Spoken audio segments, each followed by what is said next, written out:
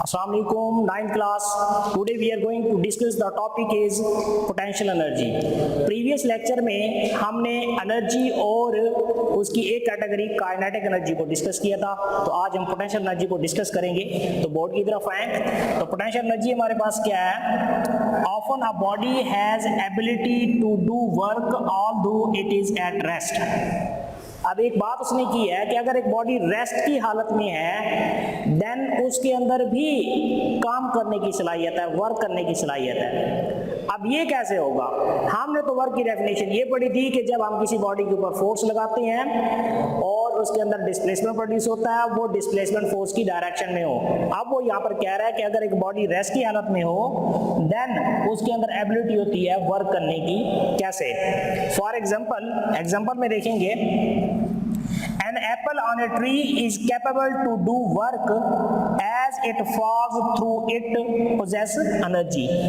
कि एक ट्री के ऊपर हमारे पास एप्पल है, एप्पल जैसे ही फॉल होता है डाउनवर्ड डायरेक्शन में गिरता है तो जिस डायरेक्शन में उसके ऊपर फोर्स लग रही है उसी डायरेक्शन में वो डिस्प्लेसमेंट कर रहा है। तो इसका मतलब है वो रेस्ट की हालत में पहले था, तो जैसे ही फॉल हुआ है, गिरा है, तो उसके अंदर काम करने की सलाहियत हुई है, इट मींस उसके अंदर एनर्जी थी जिसकी वजह से उसने वर्क डन किया।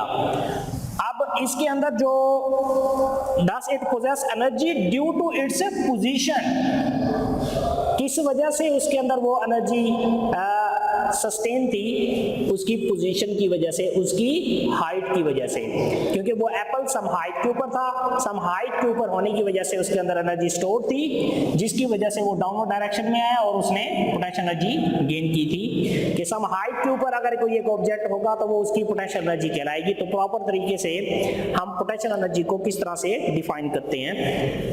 The energy possessed by a body due to its position is known as potential energy। potential energy किसी भी बॉडी के अंदर उस बॉडी की पोजीशन की वजह से पोटेंशियल एनर्जी कहलाएगी। कि वो ऑब्जेक्ट जितनी ज्यादा पोजीशन के ऊपर होगा, जितनी ज्यादा हाइट के ऊपर होगा, उसकी पोटेंशियल एनर्जी उतनी ज्यादा होगी। The energy possessed by a body due to its position, उसकी पोजीशन की वजह से जो एनर्जी गेन करेगा उसे हम कहेंगे पोटेंशियल एनर्जी। तो ये जो पोटेंशियल एनर्जी है ये मैकेनिकल एनर्जी की दूसरी टाइप है। एक काइनेटिक एनर्जी थी और दूसरी पोटेंशियल एनर्जी। तो इसकी एग्जांपल देखें जरा पोटेंशियल एनर्जी की, कि stored water possesses potential energy due to its height.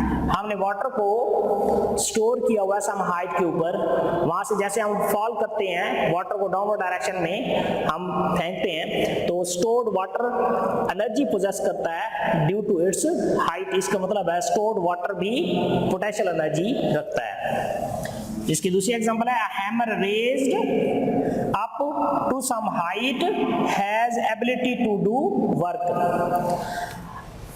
Hammer हथौड़ी, हम जितनी ज्यादा उसको पोजीशन के ऊपर लेकर जाएंगे उसके अंदर उतनी ज्यादा पोटेंशियल एनर्जी गेन होगी। जितनी ज्यादा पोटेंशियल एनर्जी गेन होगी उतना ज्यादा वर्क करने की वो सलाहियत रखती है। इसकी एग्जांपल हमारे पास ये है कि अगर हमारे पास एक कील है, उसको हमने दीवार के अंदर लगाना है, तो अगर आप थोड़ी फोर्स उस हैमर को कम पोजीशन के ऊपर आप लोग लेकर उसको स्ट्राइक करेंगे कम पोजीशन के ऊपर, वो कील कभी भी दीवार के अंदर नहीं जाएगा। हाँ, आप उस हैमर को रेज अप करें up to some extent, up to some height, जब ज्यादा हाइट पर आप उसको लेकर जाएंगे देन आप उसको स्ट्राइक करेंगे कील को, तो वो 2 से 3 स्ट्राइक के ऊपर दीवार के अंदर चला जाएगा। इसका मतलब है हैमर जितनी ज्यादा पोजीशन के ऊपर होगी उसके अंदर पोटेंशियल एनर्जी उतनी ज्यादा होगी।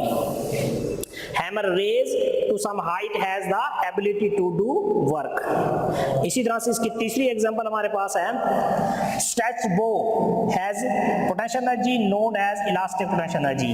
अब तीर कमान हमारे पास है स्ट्रेच बो, हम जितना ज्यादा उसको स्ट्रेच करेंगे, खींचेंगे, उसके अंदर इलास्टिसिटी होती है, उतना ज्यादा उसकी एबिलिटी होगी वर्क करने की, काम करने की सलाहियत। क्योंकि जितना ज्यादा आप उसके ऊपर फोर्स लगाएंगे, स्ट्रेचिंग फोर्स, उतनी ज्यादा उसके अंदर स्टोर होगी और वो जो हमारे पास एरो होगा उसको वो फॉरवर्ड डायरेक्शन में मूव करवाएगा। तो इसकी इलास्टिसिटी की वजह से इसे हम कहेंगे इलास्टिक पोटेंशियल एनर्जी। इसी तरह से energy present in a body due to its height is known as gravitational potential energy. Human body के अंदर भी एनर्जी स्टोर्ड है उसकी हाइट की वजह से, तो वो कहलाएगी ग्रेविटेशनल, क्योंकि ग्रेविटी उसके ऊपर एक्ट करती है, उसे हम ग्रेविटेशनल पोटेंशियल एनर्जी कहेंगे। एक्सप्लेनेशन आप देखते हैं, मैथमेटिकल टर्म इसकी हम कैलकुलेट करेंगे। Let a body of mass m be raised to height h from the ground. हम सपोज करते हैं एक बॉडी ऑफ मास m है, उसको हमने ग्राउंड से सम हाइट h तक हम लेकर गए हैं, जिसकी हाइट h है और बॉडी ऑफ मास m है हमारे पास। The body will acquire potential energy, body acquire करेगी पोटेंशियल एनर्जी को equal to work done in lifting it to height, कि जितनी हाइट तक आप उसको लेकर गए हैं, आप जिस डायरेक्शन में फोर्स लगाया उसी डायरेक्शन में हाइट कवर हुई है, it means we are doing work, और वो वर्क किसके इक्वल होगा? Potential energy is equal to force multiply by height. क्या बॉडी ऑफ मास m के ऊपर आपने फोर्स लगाई है और उसको सम हाइट के ऊपर लेकर गए हैं, जिस डायरेक्शन में फोर्स लगाई है हाइट भी उसी डायरेक्शन में कवर हुई है, इट मींस वर्क हुआ है।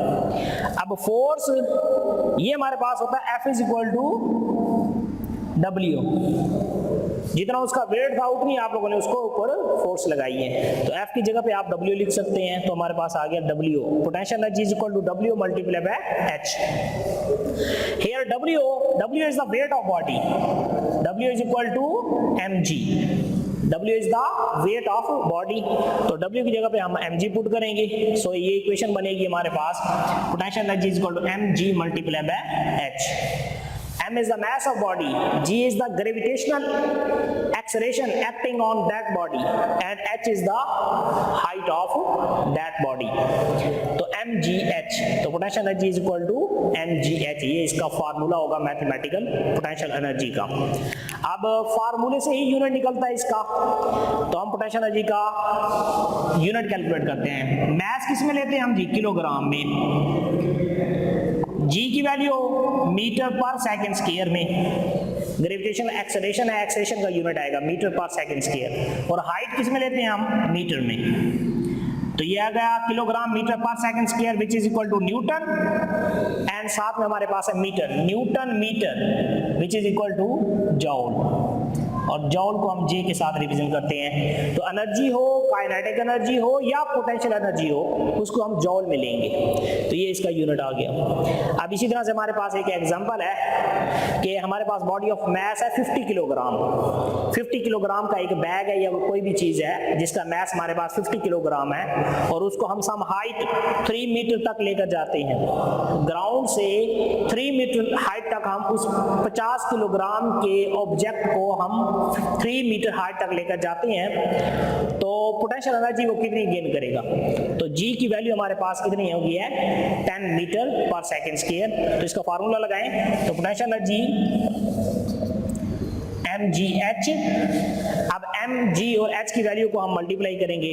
m हमारे पास कितना है? 50 मल्टीप्लाई बाय g की वैल्यू हमारे पास है 10 मल्टीप्लाई बाय हाइट की वैल्यू हमारे पास है 3, तो ये हमारे पास आ जाएगा 1500 जॉल। तो पोटेंशियल एनर्जी कितनी हुई? 1500 जॉल। इट मींस अगर 50 किलोग्राम के एक ऑब्जेक्ट को सम हाइट 3 मीटर तक लेकर जाएंगे, तो हमने उस बॉडी के अंदर जो पोटेंशियल एनर्जी गेन की है, ये वो बॉडी जो पोटेंशियल एनर्जी गेन करेगी वो कितनी होगी? 1500 जॉल। तो बच्चे ये आज का हमारा टॉपिक ऑफ डिस्कशन था, पोटेंशियल एनर्जी। तो इसको अच्छे तरीके से आप लोगों ने रीड करना है और मैथमेटिकली प्रैक्टिस करनी है, इसकी कैलकुलेट करना है। That's a very important long question. Allah Hafiz.